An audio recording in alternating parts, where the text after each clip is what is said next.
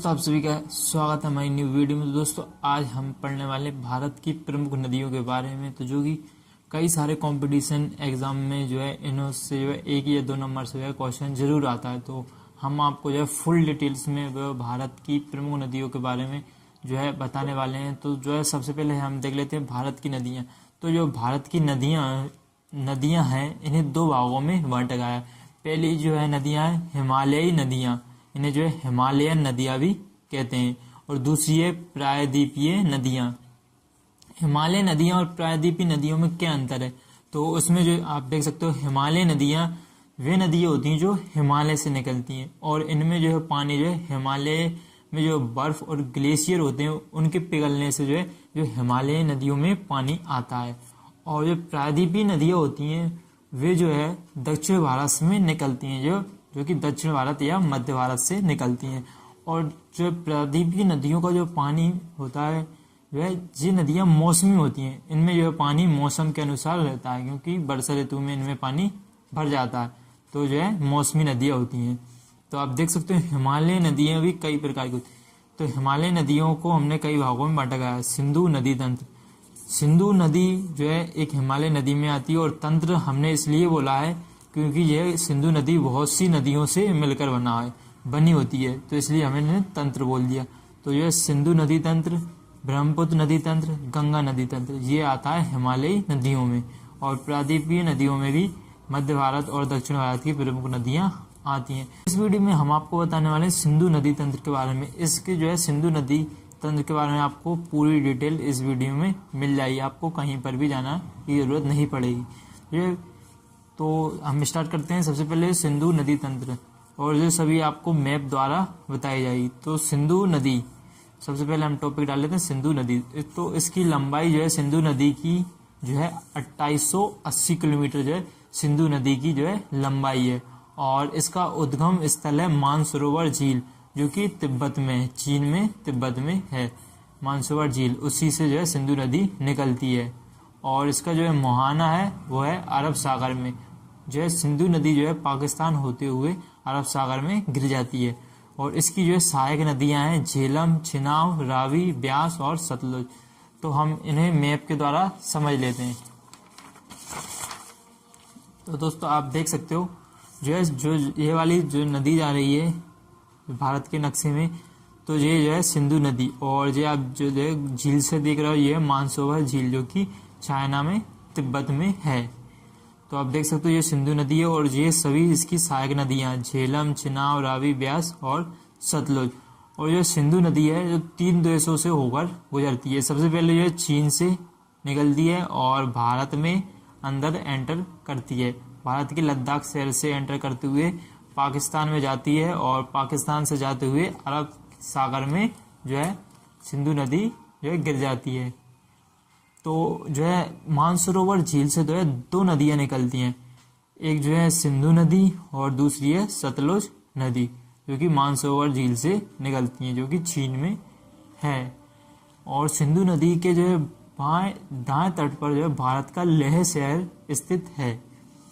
तो और इसके बाद आपको सबसे बड़ी समस्या इसमें आई, क्योंकि ये 3 देशों में है, लेकिन इसका जो है मेन तो ये 2 देशों में है, एक जो भारत में है और दूसरी जो है पाकिस्तान में है। तो इसको जो पानी को लेकर बहुत समस्या आई। तो इस समस्या को जब भारत का जो है विभाजन हुआ था उस समय बहुत समस्या आई। तो उस समय जो है 1960 में इसमें एक समझौता किया गया, जिसे कहते हैं सिंधु जल समझौता। मैं आपको बता देता हूँ। तो जो इसमें जो समझौता हुआ, सिंधु जल समझौता 1960 में भारत के प्रधानमंत्री, प्रथम प्रधानमंत्री पंडित जवाहरलाल नेहरू और पाकिस्तान के राष्ट्रपति अयूब खां और भारत के प्रधानमंत्री पंडित जवाहरलाल नेहरू, इन दोनों के बीच में जो है जल समझौता हुआ। कौन सा जल समझौता? सिंधु जल समझौता। इस समझौते में क्या हुआ कि जो ऊपर की जो है 3 नदियां हैं, आप देख सकते हो भारत में, सिंधु, झेलम और जो है चिनाब, ये 3 नदियों का जो पानी 80% पानी जो है पाकिस्तान यूज़ करेगा, और 20% पानी जो है भारत यूज़ करेगा। और इसके बाद जो नीचे की 3 नदियां हैं रावी, ब्यास और सतलुज, इन 3 नदियों का 80% पानी जो है भारत इस्तेमाल करेगा और 20% पानी जो है पाकिस्तान इस्तेमाल करेगा। और इन सभी नदियों पर जो बांध बना सकता है, कोई भी बांध बनाकर जो है विद्युत उत्पादित कर सकता है। तो इसमें जो है कोई भी बांध बनाकर बिजली जो है उत्पादित कर सकता है। यही समझौता हुआ जो है सिंधु जल समझौता।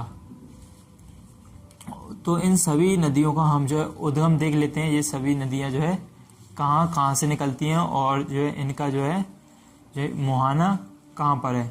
मुहाने का मतलब है जो जहाँ पर जिनका समाप्त हो जाती हैं। जैसे जो है सिंधु नदी जो मेन नदी है, इसका मुहाना जो है अरब सागर में गिरती है, तो इसका मुहाना यहाँ पर हो जाएगा। जो यहाँ पर जो है समुद्र में जो गिरती है वहीं पर इनका मुहाना होता है। और उद्गम होता है जो जहाँ से जो नदी निकलती है।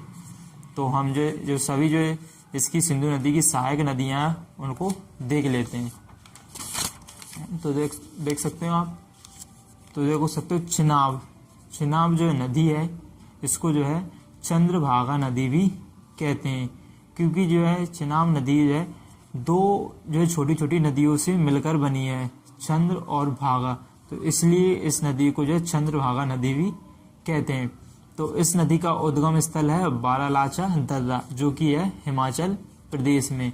और इसका जो है मुहाना जो है सिंधु नदी, मतलब ये सिंधु नदी में मिल जाती है, मतलब सबसे आखिरी में जो है सिंधु नदी में मिल जाती है। आप देख सकते हो जो है चिनाब नदी जो है इसका जो है उद्गम स्थल है बारालाचा दर्रा।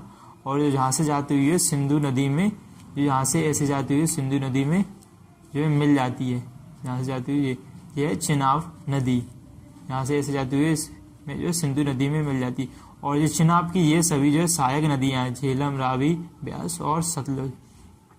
अगली नदी हम देख लेते हैं झेलम नदी। तो झेलम नदी जो है वेरीनाग झील से निकलती है। इसका उद्गम स्थल कहाँ? वेरीनाग झील, जम्मू कश्मीर में।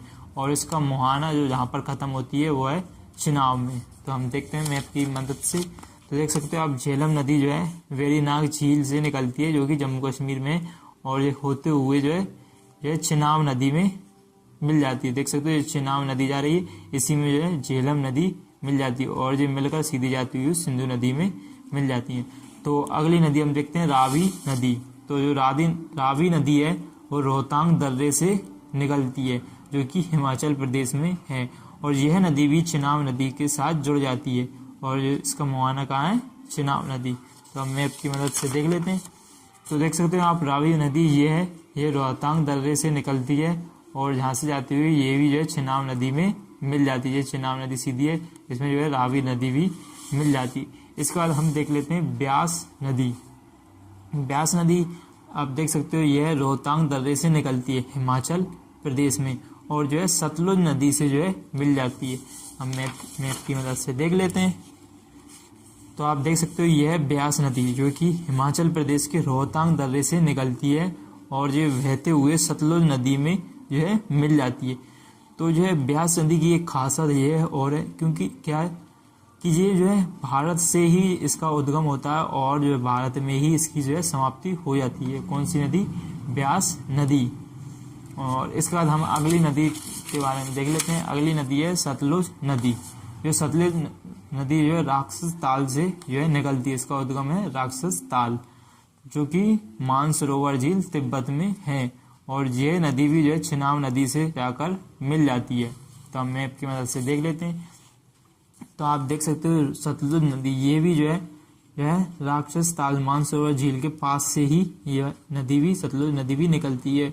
और ये नदी बहते हुए चीन से बहते हुए भारत में मिलती है, और पाकिस्तान में जो है चेनाब नदी से मिल जाती है। और सतलुज नदी और ब्यास नदी का यहाँ पर संगम होता है, उसी संगम से जो है एक जो है नहर निकाली गई है, इंदिरा गांधी नहर, जो कि इसका पानी जो है राजस्थान में जाता है। जो है भारत की जो है सबसे लंबी नहर है इंदिरा गांधी नहर, वो कहाँ पर है? ब्यास और सतलुज नदी के संगम होता है, वहीं पर ये नदी स्थित है। तो दोस्तों आज के लिए बस इतना ही। अगली वीडियो में हम आपको जो है अगली जो है नदी बताने वाले हैं, ब्रह्मपुत्र नदी तंत्र। इस वीडियो में हमने पूरी जो है सिंधु नदी तंत्र बता दिया है। अगली वीडियो में आपको जो है सिंधु नदी ब्रह्मपुत्र नदी तंत्र और गंगा नदी तंत्र और बाकी जो है प्रायद्वीपीय नदियों के बारे में बताएंगे। दोस्तों अगर वीडियो अच्छी लगी तो लाइक करना और चैनल को भी सब्सक्राइब कर लेना। हम जो है आगे ऐसी ही जो है वीडियो लेकर आते रहेंगे। थैंक यू दोस्तों।